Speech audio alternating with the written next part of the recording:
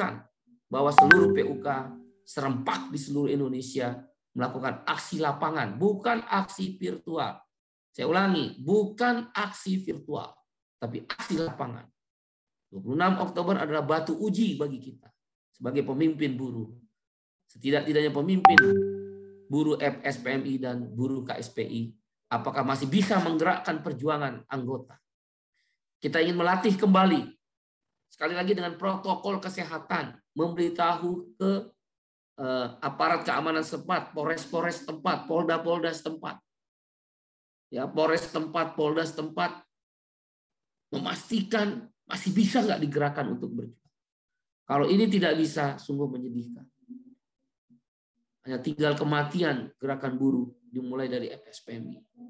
Ya, tolong letakkan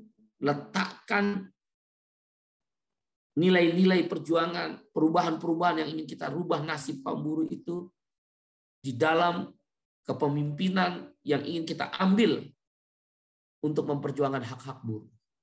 26 Oktober saya ulangi adalah batu uji. Saya mau lihat nanti. Kita mau lihat sejauh mana kita bisa menggerakkan kawan-kawan semua.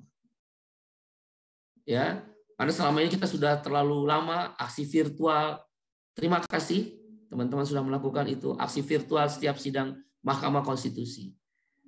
Nah, karena itu kita ingin melatih kembali, dan ini bukan pekerjaan yang mudah, menggerakkan kembali buruh-buruh. Walaupun di beberapa tempat sudah dilakukan, seperti di Bekasi, di Subang, ya di Semarang, di Jawa Timur, kemudian juga di Cirebon, sebagian kecil di Jakarta, Bogor, ya, sudah ada melakukan aksi-aksi.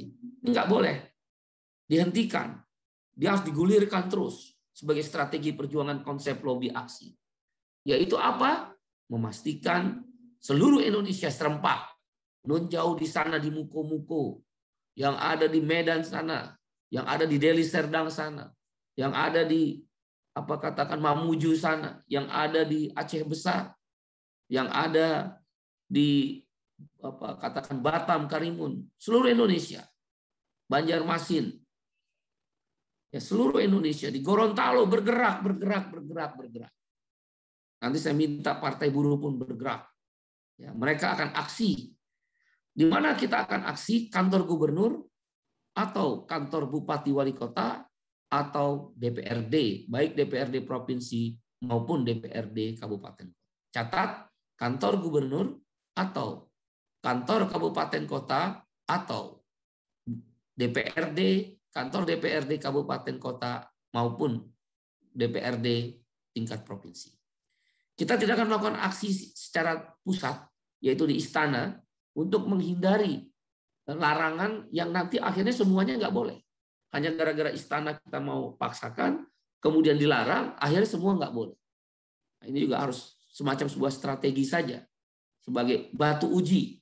Ya, sejauh mana anggota masih bisa kita ajak untuk berjuang secara bersama-sama. Saya tidak perlu lagi ulang-ulang saya sampaikan bahwa dalam konsolidasi ideologi memastikan ideologi itu adalah tentang keyakinan kita untuk terus bergerak meraih cita-cita yang kita inginkan. Bukan persoalan kalah menang. Kita udah tahu kok UMK 2022 kalau ngikutin rumus formula itu turun. Kan kawan Jawa Timur udah membuat simulasi. Kan ada formula tuh di PP nomor berapa ya yang tentang upah minimum. PP nomor berapa? Aduh, si Kak Hani ikut nggak sih? Nggak bener kan? Siapa yang tahu PP nomor 34 atau 35? Pengupahan. 35. Iya, 35. Lu kemana sih, Har? Ada, Bung. Ini lagi jalan-jalan dong. Buka boothnya ada di sini. Iya, tadi gue panggil susah. Saya ulangi nih, sebagaimana diatur PP nomor 35, peraturan pemerintah nomor 35 tentang pengupahan, secara akal sehat dan sudah dibuat simulasi oleh kawan-kawan Jawa Timur, Bung Jazuli dan kawan-kawan, turun. Nah, pemerintah kan sekarang kebingungan nih, Menteri Tenaga Kerja dalam hal ini. Mereka mau bikin forum pertemuan, saya mendapat informasi dari Mira, bingung. Berapa nih mau naiknya? Karena kalau pakai formula turun. Uang pertumbuhan ekonomi negatif kok dalam kurun waktu year on year itu. Dari September 2020 ke September 2021 kan. Kan hitungnya gitu. September 2020 ke September 2021 berapa inflasi, berapa pertumbuhan ekonomi. Nah, kalau pakai undang-undang nomor Omnibus Law nomor berapa? Omnibus Law nomor 11 tahun 2020 tentang klaster ketenagakerjaan, kan kenaikan UMK inflasi atau pertumbuhan ekonomi. Nah, gimana tuh pemerintah? Kebingungan pemerintah. Dalam hal ini Menaker. Itulah kalau sebuah hukum didesain untuk tanda petik kejahatan bagi buruh. Bagi kita, Omnibus Law adalah kejahatan buat buruh. Terserah orang mau ngomong apa. Oleh karena itu jangan pernah nyerah untuk melakukan perlawanan Omnibus Law, khususnya klaster ketenagakerjaan. Sekalipun nanti kita kalah di MK, mudah-mudahan jangan terjadi. Kita akan berjuang terus sampai kita menang, mendapatkan hak-hak buruh yang karena sudah dilakukan kejahatan terhadap buruh. Bagaimana mungkin negara abai tidak ada perlindungan untuk modern slavery, perbudakan modern dalam bentuk outsourcing yang dibebaskan sebebas-bebasnya. Amerika saja membatasi jenis pekerjaan yang boleh di-outsourcing. Ini negara Pancasila, tak ada batas untuk jenis pekerjaan yang outsourcing. Itu adalah kejahatan terhadap buruh. Karena dia kejahatan, tanda petik ya, kita harus melawan. Kejahatan masa kita biarkan? Agama manapun mengajarkan. Bila mana ada kejahatan dan kezaliman, kita berdiri tegak, melangkah bersama untuk melakukan perlawanan. Setidak-tidaknya mencegah kejahatan dan kezaliman itu. Cara mencegahnya adalah apa? Berjuang terus.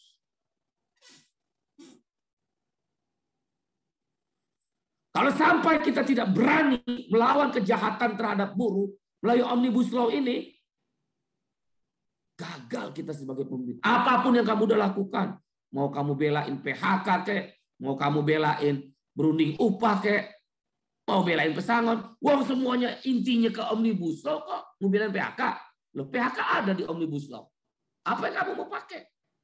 Apa yang kita mau pakai? Wong undang-undangnya di Omnibus Law itu ada tentang tata cara PHK yang sekarang dipermudah. Di partai hanya basa-basi bisa langsung mengajukan gugatan ke Pengadilan Hubungan Industrial. Apa? Oh, kita belain tentang pesangon Bung Iqbal. Pakainya Omnibus Law kan? Ini saya dengar PUK West Java nih, Bung Darsin kalau ada. Coba ditinjau ulang Bung Darsin. Masa Anda kalah? Biasanya pesangon istilahnya rumusannya 331, sekarang menjadi 221 atau 211 saya dengar. Jangan kalah. Jangan kalah di perundingan. Kalahnya harus terhormat. Di mana Bung Iqbal? Di perjuangan lapangan. Tuh, Dani, dengerin tuh Dani. Ya, ini contoh, saya hanya mendengar. Kalau saya salah, saya minta maaf. Kalah itu nggak boleh di perundingan, serikat buruh. Kecuali bicara di atas undang-undang. Boleh kita kalah di perundingan, itu namanya apa? Kompromi. Misal berunding upah di atas undang-undang, yaitu berunding untuk masa kerja. Boleh nggak Bung Iqbal? Perusahaan ngasihnya 2%, kita minta 10%, titik temunya di 4%. Boleh. Itu kalah di perundingan namanya. Namanya apa kalau dalam bahasa berunding? Kompromi. Tapi kalau yang bagus, diturunkan jauh lebih buruk yang sudah ada, diturunkan lebih baik. Kalau tadi kan di atas, yang sudah ada di atas berunding, kompromi, kalah di perundingan tuh namanya. Yang udah bagus, kamu dipaksa turun dalam perundingan, jangan mau. Di lapangan baru kalah. Kan saya udah bilang, kalau ada pengusaha, sebut nama saya. Silakan. Saya bertanggung jawab sebagai pemimpin Presiden KSPI dan Ketua Majelis Nasional. Saya bertanggung jawab, silakan kamu bawa nama saya. Kalau ada PKB, pengusaha memaksakan PKB, pakai Omnibus Law, mogok kerja. Dah, jawab itu. Mogok kerja, itu pilihannya. Dan PC jangan takut. Kalau Anda lihat di dalam satu kabupaten kota, merata, itu pengusahanya paling sering telepon. Kamu tahu nggak mereka juga bersatu? Mereka juga sering rapat Apindo Kadin. Terutama Apindo. Kadin jarang lah. Nggak ngurusin hal kayak gini Kadin. Apindo. Emang kamu pikir dia nggak rapat? Seperti kita rapat-rapat sekarang ini. Itu kenapa saya marah kalau PUK nggak ikut konsil. Nggak ngerti masalah. Masa berunding turun ke bawah. Di lapangan kamu baru kalah, nggak apa-apa. Terhormat. Saya suka tuh dengan gaya Yamaha-nya Amin. Terhormat kalaupun kalah. Udah turun ke lapangan. Karena mereka juga jahat. Melakukan tanda petik konspirasi jahat. Masa PKB itu sama dengan undang-undang. Dalam hukum perburuan kita, PKB itu sama dengan undang-undang. Kok dipaksa turun? Buat apa bikin PKB? Saya udah bilang, kalau dipaksa, jawab dengan satu kata. Mogok kerja. Kamu undang saya datang. Asal saya ada waktunya pas aja. Saya datang. Gak peduli saya kayak begitu-begitu. Kalaupun jauh saya ada waktu, misal pas lagi di sana, saya datang. Hak kamu dirampas kok secara kejahatan, masa dibiarkan? Jangan dong, saudara. Buat apa ada serikat buruh? Buat apa kita desain SPMI sebagai alat perjuangan kelas? Masa menyerah di meja perundingan? Masih ada step lagi. Misal berselisih, masih ada step lagi. Pemogokan, masa kalah di meja perundingan? Begitu pula dengan UMK. Jangan cerah. Silakan pemerintah dan pengusaha berkoalisi untuk menerapkan Omnibus Law. Kita kaum buruh menolak dan akan melawan terus. Apa itu UMK 2022 malah minus? Turun. Masa kita berdiam diri? Kan kita udah cari jalan tengahnya. Bung Iqbal, Anda ini hanya mikirin buruh. Loh, saya udah ulang-ulang bilang. Yang tidak mampu akibat pandemi COVID. Yang kemudian dirumahkan. Kan kita udah lihat. Dirumahkan, perusahaannya nggak jalan. Nggak ada produksi. Bahkan keuangannya berdarah-darah. Waktu dirumahkan nggak dibayarnya, kita diam kok. Gimana kita nggak kompromi? Bahkan ada yang dirumahkan, gajinya dipotong 25%, 50%, kita diam. Karena kita sadar, kita lihat memang perusahaan susah. Bahkan dikurangi jumlah karyawan kontraknya, yang sebelum habis kontraknya juga diputus, kita juga diam. Tapi kali ini kita nggak diam. Kita akan lawan.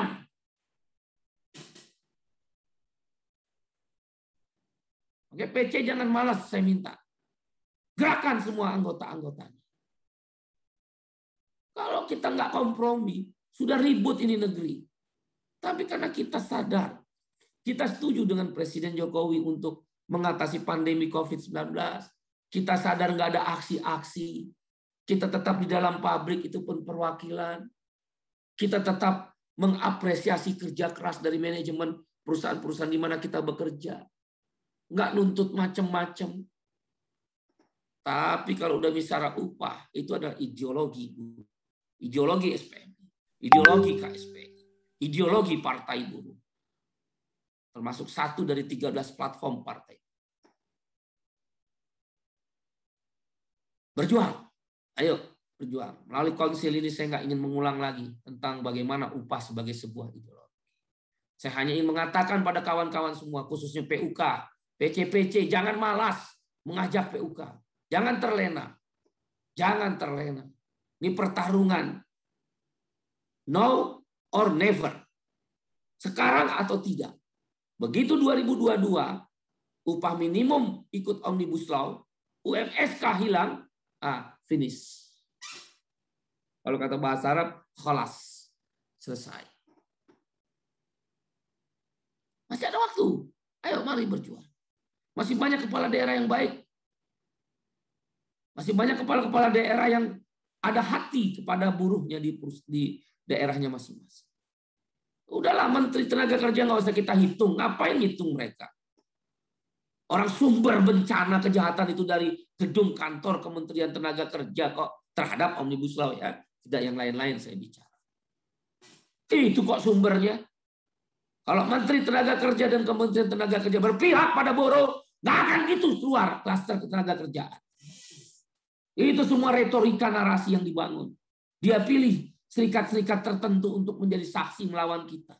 Diadu domba serikat-serikat buruh yang ada. Sayangnya serikat buruh mau diadu domba. Entah apa yang ada dalam benak dan entah apa yang mereka dapat dari yang diadu domba itu. Kita berjuang setengah mati. Saya yakin yang diadu domba itu yang menjadi saksi faktanya dari unsur Kementerian Tenaga Kerja belum tentu disetujui di bawah anggotanya. Beraninya hanya melalui Zoom saja. Coba datang ke anggotanya. Benar nggak anggotanya terima Omnibus Law? Kita kan udah tahu teman-teman PC kan aliansi PC jelas. Tinggalin pemimpin seperti itu. Apa itu? Ya kawan-kawan semua, saya hanya ingin mengajak. Ayo, 26 Oktober ini batu uji. Tapi jaga protokol kesehatannya dan ikutin arahan Satgas Covid. Kalau nggak boleh, kenapa? Kalau harus ke sini, ya oke ke sini. Apa alasannya? Kalau diatur, ikut. Kan udah, Bekasi udah, Bogor udah, Subang. Mas Anda kalah sama kota kecil Subang. Wira Subang aktif. Bandung belum ada geliatnya Bandung. Cimahi belum ada geliatnya tuh. Jakarta apalagi masih tidur, Win. Jangan kepanjangan tidurnya, Win. Ya, jangan kelamaan tidurnya. Daerah-daerah lain juga. Karena itu organisasi telah memutuskan. Kita tidak ada ke istana ya. Tidak ada ke istana, tidak ada ke DPR. Karena ini adalah aksi nasional bukan aksi pusat. Jadi daerah-daerah yang akan melakukan aksi secara nasional dilakukan. Tanggal 26 Oktober 2021 dimulai dari jam 9 sampai dengan aksi berakhir. Lakukan komunikasi dengan Satgas Covid, komunikasi dengan Polres dan Polda setempat. Konsolidasikan anggota, gugah anggota. Gak ada lagi itu virtual. Mengancam loh, upah. Waduh, saya nggak ngerti. Ini kan makanya kesulitan nih menteri sekarang. Nanya Tripnasnya bingung. Nanya Dewan Pengupahan Nasional saya dengar dari Mira bingung. Tripartit Nasional kan Bung Riden tuh bingung. Nggak pernah rapat kan. Ada rapat nggak Bung Riden? Bung Riden mana ya? Den ada rapat nggak Den? Ada rapat nggak Tripartit Nasional ya? Lagi sholat bang. Infonya sebenarnya minggu depan mau ada rapat. Oh, tapi belum ya. Tapi undangan udah diedarin Den. Belum. Saya belum terima. Oke, makasih Bu. Jadi coba Anda bayangin coba. Kebingungan mereka, orang turun kok. Kalau pakai formula peraturan pemerintah PP nomor 35 dan Undang-Undang Omnibus Law. Ayo berjuang tanggal 26 Oktober 2021 kita akan mengangkat 4 isu. Ya, seperti biasa bikin spanduk, bikin bendera ya. Dalam spanduk itu ada 4 isu. 1, saya ulangin, nanti di ini ya di apa namanya dibikin ini ya kesimpulannya 4 isu ya. 1 adalah naikkan UMK 2022 7-10%. Teman-teman Jawa Timur menyampaikan 13%. Sepanjang ada data-data terukur boleh, silakan. Tapi kalau saya menganalisa dari pertumbuhan ekonomi, dari inflasi, dari indeks harga konsumen dengan membandingkan beberapa negara itu 7-10%. Saya kasih tahu sama kamu ya. Beberapa negara Eropa Timur dan beberapa negara Asia upahnya naik di atas rata-rata 5%. Sama kan mereka juga susah. Bahkan pertumbuhan ekonominya lebih parah. Kalau kita kan waktu terakhir paling parah minus 5%-an ya. Kalau saya nggak salah pertumbuhan ekonomi kita minus 5%-an yang paling parah dari sekian 2 tahun pandemi. Di beberapa negara yang tadi saya sebut naik upahnya. Bahkan di Afrika melakukan pemogokan. Afrika melakukan NUMSA.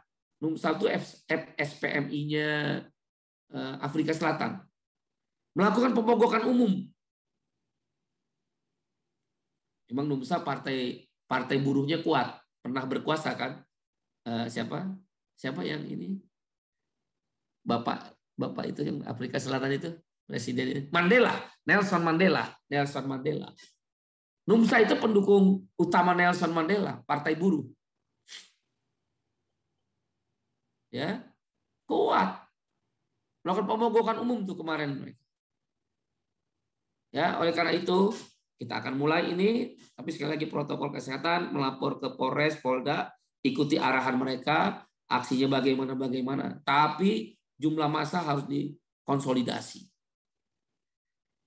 Satu, isunya adalah naikkan UMK 2022 7-10%.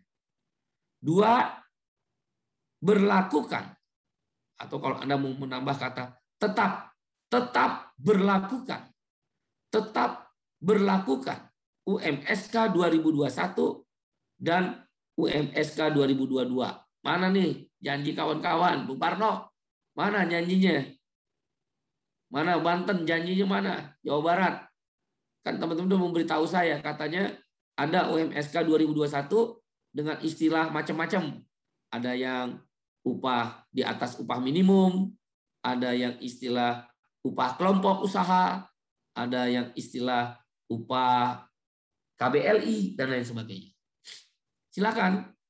Mana? Tapi saya mau lihat bukti, jangan ngomong-ngomong doang. Ya kan? Mana nih? 2021. Ya. Terima kasih ya, udah makin 500 orang yang ikut. Saya suka kawan-kawan semangat untuk itu. Tolong dijaga nih, udah 498 nih. 498 sampai 500. Ya, yang kedua, tetap berlakukan UMSK 2021 dan UMSK 2022. Yang ketiga, batalkan Omnibus Law Undang-Undang Cipta Kerja. Ini udah titik kritis. Dugaan saya pertengahan November akan keluar keputusan uji formil. Apakah diterima sebagian? Bisa. Kita sih berharap begitu. Mudah-mudahan ya Allah. Terus ya, angkat tanganmu. Angkat tanganmu. Bermunajat terus pada Allah, Tuhan yang Maha Kuasa sesuai agama dan keyakinanmu. Setidak-tidaknya dibatalkan uji formil itu sebagian. Apa itu?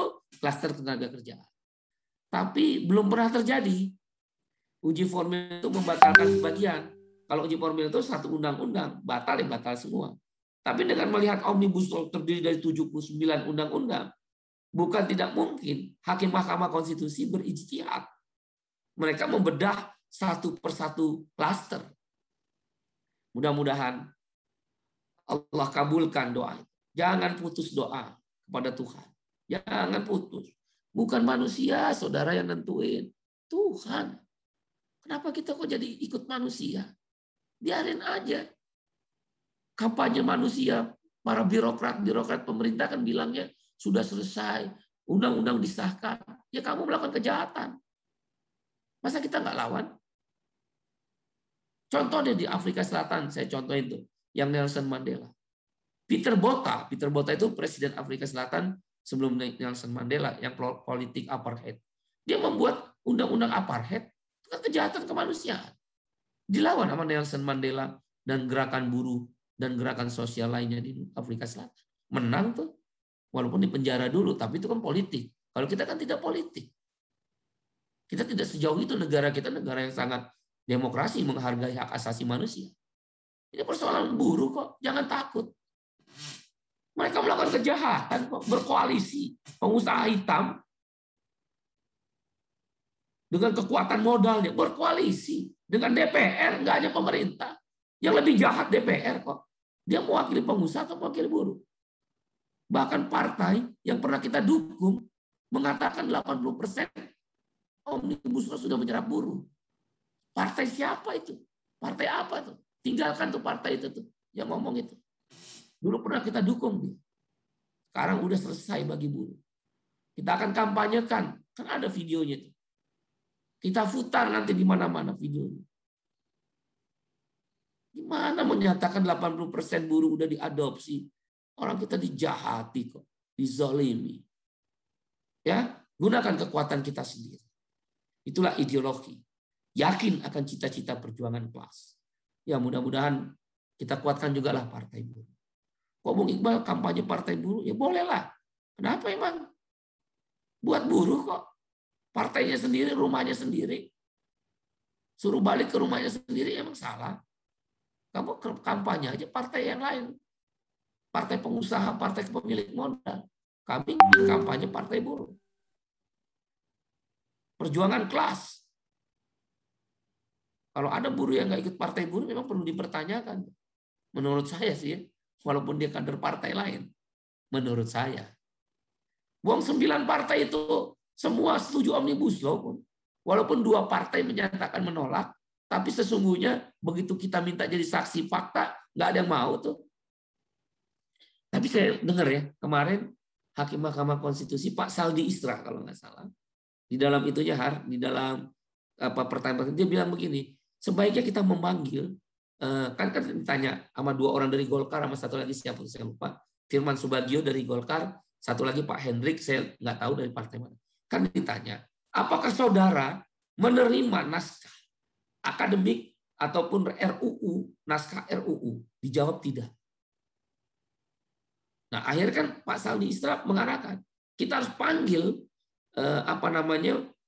partai yang menolak itu, benar nggak dia tidak juga menerima naskah. Nah, itu mudah-mudahan terjadi ya. Kita nggak tahu lah. Kalau Allah berkata kun fayakun, Tuhan berkata jadi, maka jadilah. Udah yang penting berjuang terus deh ya. Ayo kawan-kawan, berjuang terus. Jangan menyerah, jangan menyerah. Ya, batalkan Omnibus Law, Undang-Undang Cipta Kerja. Itu yang ketiga. Yang keempat, PKB tanpa Omnibus Law. Dia harus dikencengin supaya teman-teman di bawah ngerti.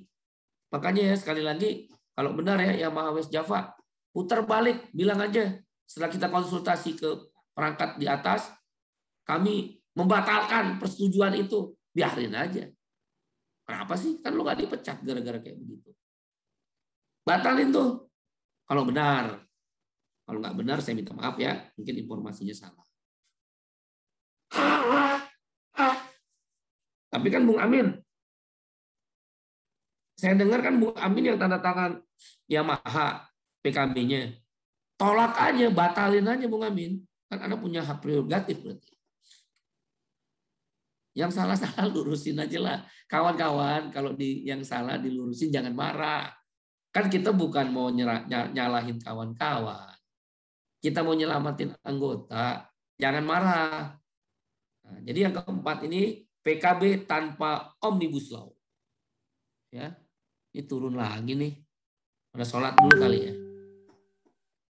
Oke, jadi PKB tanpa Omnibus Law. Saya ulangi 4 isu. 1, UMK, naikkan UMK 2022 7% sampai 100%. Yang kedua, tetap berlakuan UMSK 2021 dan UMSK 2022. Yang ketiga, batalkan Omnibus Law, Undang-Undang Cipta Kerja. Yang keempat, PKB tanpa Omnibus Law. PC, Anda udah melihat PC SPLI di seluruh Indonesia, kalau perlu di seluruh dunia. Cabang luar negerinya mungkin ada. Kalau ada kamu lihat PUK udah mulai menggejala banyak, bisa katakan Bekasi, udah mulai 10 perusahaan minta PKB tanpa Omnibus Law. Keluarkan instruksi, perintahkan mogok kerja. Sesuai prosedur prosedur undang-undang. Perintahkan mogok kerja. Itulah senjata pamungkas. Perintahkan mogok kerja. Bung Iqbal kenapa nggak secara nasional? Nanti saya izin sama Bung Riden, kita rapatkan Bung Riden di rapat rutin DPP. Saya akan minta diputuskan oleh DPP mogok nasional, mogok kerja secara nasional serempak kalau ditemukan banyak perusahaan secara meluas, secara nasional menggunakan atau mengintimidasi menekan, memaksakan kehendak, menggunakan Omnibus Law untuk menurunkan nilai-nilai PKB. Kita akan pantau terus. Tidak dari saya lah. Saya pantau. Saya kan selalu dapat informasi dari kawan-kawan PUK. Bang, nih PUK ini. Bang, nih PUK ini. Dari Garda Meta, dari tim media, dari struktur PC, KC, DPW. Saya sering menerima itu. Kan banyak. WA saya kan WA bebas aja. Siapa aja boleh. Wong Intel aja boleh kok ngirim informasi. Apalagi PUK anggota. Pokoknya kalau saya lihat nanti meluas, saya akan minta sebagai ketua MN pada DPP FSPMI di bawah Bung Riden dan Bung Rosyad, adakan rapat rutin, konsolidasi kelas, kita akan lakukan mogok kerja secara nasional. Ambil resiko. Ada urusan. Kita dibikin kejahatan kok. Kok diam. Saya pikir itu, tolong surat instruksi saya lihat oleh Bung Riden dan Bung Rosyad sudah ditandatangani, sudah diedarkan. Masing-masing PC konsolidasi, Anda punya waktu tinggal hari ini dan hari Senin, ya, bikin surat pemberitahuan aksi ke Polres dan ke Polda setempat. Tidak ada aksi di Istana dan DPR ya, saya ulangi, tidak ada aksi di Istana dan DPR. Ini aksi nasional, artinya masing-masing daerah, tapi serempak secara nasional, kecuali aksi pusat. Kalau aksi pusat, baru kita akan ke DPR dan ke Istana.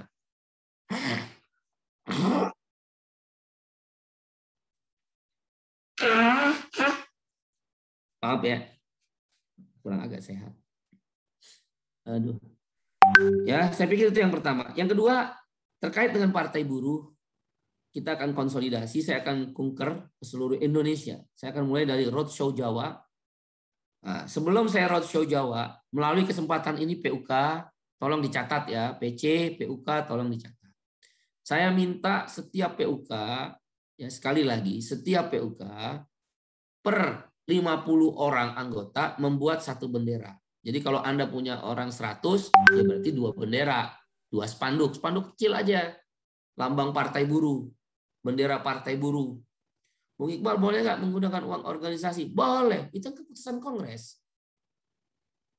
Kalau dia diputusin oleh Kongres, bahkan itu masuk ADART-nya SPMI, korelasinya pasti anggaran. Setiap program kerja, setiap rekomendasi, apalagi itu ADART, korelasinya pasti anggaran.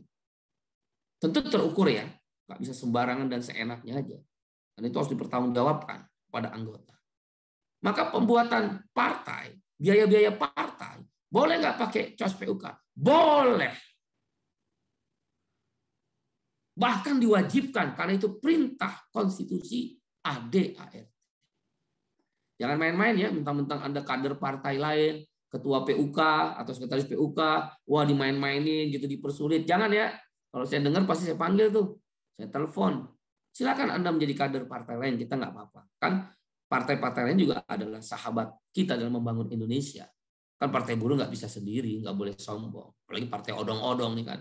Kan kita partai odong-odong, partai abal-abal, partai orang miskin, biarin aja. Partai yang direndahkan, tidak akan lolos, biarin. Kan yang mengangkat derajat itu bukan mereka, bukan lembaga survei, bukan orang-orang, Tuhan. Kalau kita kan Tuhan udah bilang, Allah udah bilang, bekerjalah keras kamu dan berdoalah kepadaku, maka akan aku kabulkan. Dekatnya aku denganmu adalah kata Tuhan seperti diurat leher. Dan tidak akan aku rubah nasib satu kaum atau satu bangsa, satu kelompok, satu komunitas, kata Tuhan, kata Allah, firman Allah, kecuali dia berusaha. Nggak usah pikirin itu lembaga survei, orang-orang yang memang dia nggak suka. Bahkan sahabat-sahabat kita yang udah di partai lain. Udah dia di partai lain, ngapain ngurusin partai kita, ngerendahin partai kita. Tanya diri sendiri, partainya itu gimana? Gitu aja jawab. Jadi kalau ada yang partai lain, apalagi dia kader partai lain, terus nanya-nanyain atau ngojok-ngojokin partai dulu, balikin aja. Udah urus sendiri partainya lah, nggak usah urus partai ini. Kita mau berjuang. Ya saya minta PUK-PUK yang kebetulan mungkin ya, mungkin ada kader partai lain, jangan dihambat ya. Ini kan keputusan organisasi Kongres FSPMI. Ya, jangan dihambat. Saya minta tolong dicatat. PC, seluruh PC dicatat, instruksikan. Ya, kalau saya nggak salah sih DPP udah ngeluarin instruksi ya Bung Riden ya. Bikin spanduk ukuran 60 kali 90, kecil kan, paling 35.000 lah, harganya 30.000. Dan bendera paling harganya berapa sih? 12.000 kali ya, total 42.000. Per 50 anggota bikin satu spanduk ukuran 60 kali 90, satu bendera. Tapi Anda punya masa yang antusias, ya bikin aja sebanyak-banyaknya. Kemudian bagikan kepada anggota. Saya ulangi, setiap PUK membuat spanduk dan bendera partai dengan menggunakan uang organisasi, kemudian bagikan kepada anggota, dan anggota bawa pulang, tapi random ya. Ya kalau mampu, Bais mampu, uangnya banyak, kaya raya PUK-nya. Gunung Garuda mampu. Apa itu, Ardian tempatnya Ardian apa? SAI kan terbesarnya Jawa Timur itu. AMK se-Indonesia SAI atau PEMI atau katakan Bambang ketua PC, Maha Musik, satu orang dikasih satu spanduk, satu bendera, wah top itu. Partai Buruh bawa pulang, pasang di rumah. Ayo jangan jadi orang yang pura-pura nggak ngerti, mau berjuang, tapi giliran disuruh instruksi nggak mau jalan, pura-pura nggak ngerti. Ya, saya ulangin. Saya minta dalam kesempatan ini, Partai Buruh sudah dideklarasikan.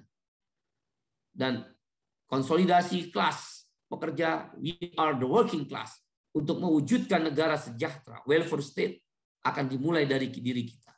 Setiap PUK membuat spanduk ukuran 60 kali 90, sebanyak mungkin yang bisa dibayarkan oleh keuangan organisasi, dan secara wajar, dan membuat bendera. Kasih ke anggota secara random, secara acak, suruh pasang di rumahnya. Kalau yang sudah kader partai jangan dipaksa. Ada kader partai jangan, nggak boleh memaksakan kehendak. Yang belum, ya satu. Kenapa Bung Iqbal? Saudara, saya mau kasih tahu kawan-kawan. Kemarin kita udah rapat khusus partai buruhnya kan. Saya yakin ini lolos partai. Insting saya, naluri saya sebagai orang biasa, Allah akan angkat derajat kita. Dengarkan ini. Allah akan angkat derajat. Bung Iqbal, gimana cara Bung Iqbal kok punya naluri dan insting? Naluri itu bisa salah, insting bisa salah. Tapi lebih banyak benernya. Saya bangun SPMI seperti cerita saya sebelumnya bersama almarhum Pak Endang Tamrin, almarhum Pak Tamrin Mosi, almarhum Pak Hikari Umar. Kan 4. Bersama saya 4 orang itu. Semua menggunakan insting. Uang, kagak ada uang dulu kita. Nggak ada. Waktu bikin SPMI itu nggak ada uang. Kantor, boro-boro kantornya saya kan ini Pak Tamrin. Saya itu tukang bawa tasnya Pak Tamrin. Tukang bawa tas Pak Tamrin, tukang bikinin minum Pak Tamrin kalau di hotel. Memang kader harus begitu. Ikhlas sama senior. Maka jangan sok-sokan kader itu. Merangkak dari bawah sama senior nggak boleh sok-sokan. Harus terima kasih kita bisa seperti ini. Saya bisa internasional karena almarhum Pak Tamrin Mosi. Saya bisa punya sifat yang kuat. Itu almarhum Pak Endang Tamrin. Punya sifat keras kepala. Itu Hikari Umar. Hikari Umar itu besi. Nggak bisa nggak bisa dibengkokin. Hikari Umar itu almarhum. Semoga semua Allah terima di dalam surganya ya. Dulu cuma insting dan naluri.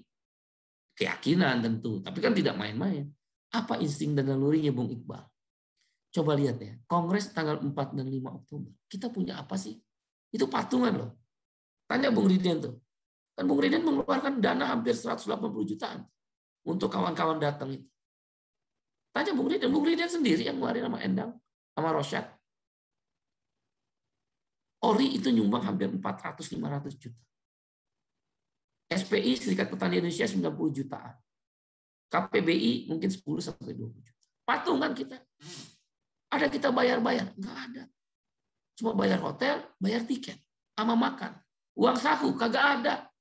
Uang lokal tidak, saku domestik tidak. Anda nombok semua kok. Apa yang terjadi? Siapa yang menggerakkan? Media memberitakan Partai Buruh begitu meluas.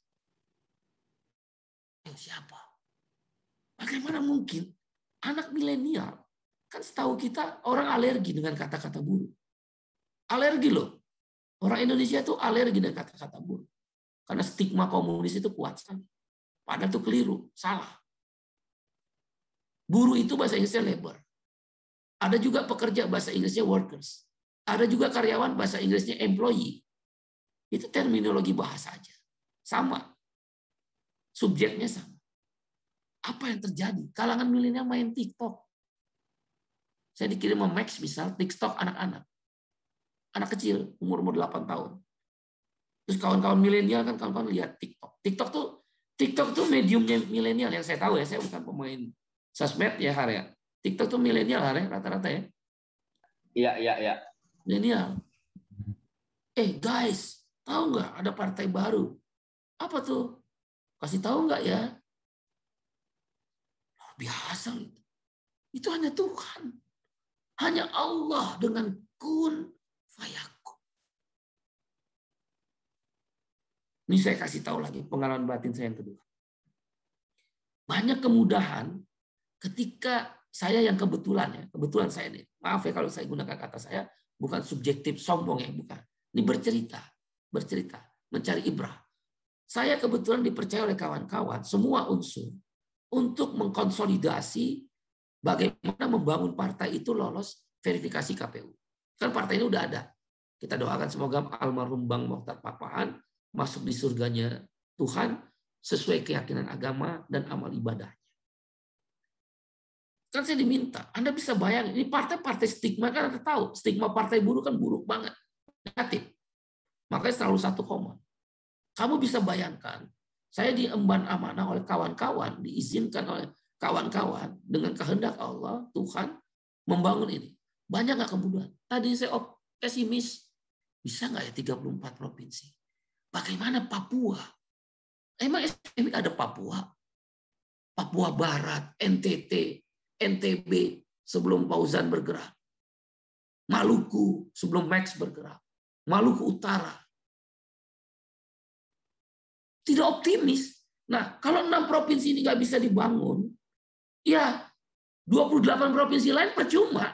Sehebat apapun, mau 100%, kecamatan 100%, nggak bisa. Nih, terus terang, apa ya? Nggak punya keyakinan yang kuat. Tapi entah mengapa, karena kerja keras kawan-kawan semua, baik semua unsur, petani, buruh, nelayan, PRT, buruh migran, guru honor, ya, teman-teman buruh, semua, dan khususnya FSPMI dan KSPI, khususnya, itu ngalir, ketemu semua. Saya nggak menduga Max misalnya, orang SPMI, orang SPLN, dia bisa penuhin itu Maluku.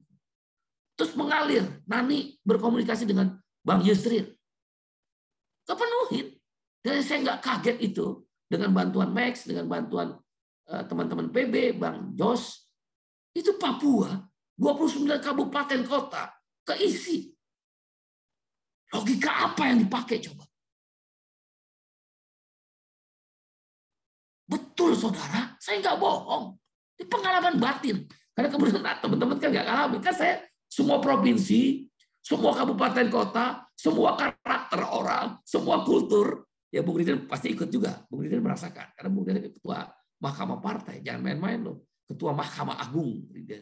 Yang mulia itu. Harusnya kita panggil yang mulia. Riden Hatam Aziz. Bukan lagi Riden Presiden. Bung Riden. Ya kan? Bener loh saudara.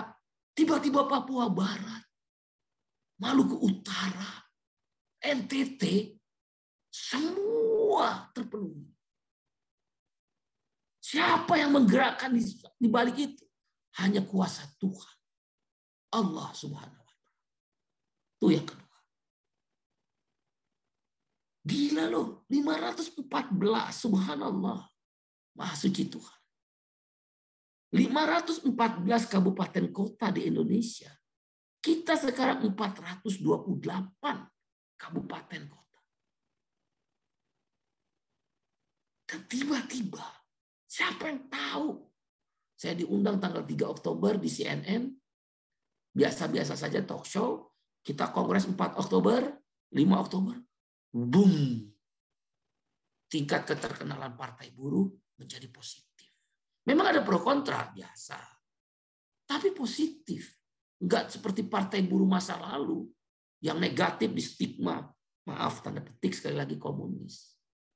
Ini anak milenial. Itu hanya kuasa Tuhan, Bung, Mbak, kawan-kawan. Jangan kasih kendor. Jangan mundur.